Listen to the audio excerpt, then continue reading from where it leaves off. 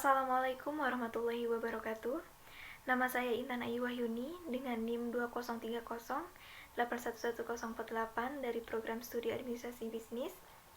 Di sini saya akan berpendapat mengenai kebijakan pemerintah yang sedang berlangsung sekarang, yaitu PPKM, untuk memenuhi tugas akhir semester pada mata kuliah Sistem Politik Indonesia.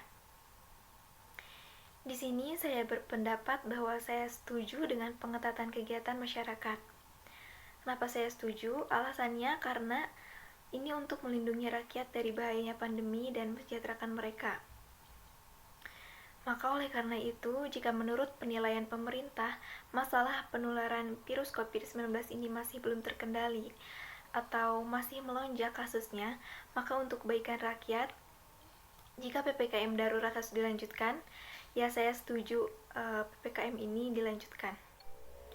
Namun, ada hal yang tidak bisa kita abaikan, dan jangan sampai semua kegiatan ekonomi terhenti begitu saja. Pemerintah harus membantu perekonomian rakyat, terutama kelompok bawah yang kurang mampu. Dengan bantuan seperti apa? Seperti BLT misalnya, atau bantuan langsung secara tunai. Hal itu karena kebijakan PPKM darurat pastinya membatasi ruang gerak masyarakat.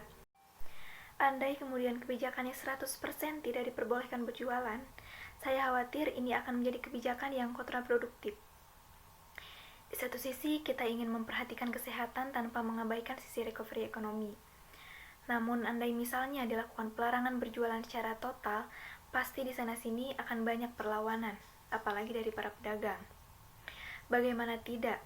Para pedagang kaki lima misalnya, pasti tidak akan setuju diberlangsungkannya PPKM secara darurat ini.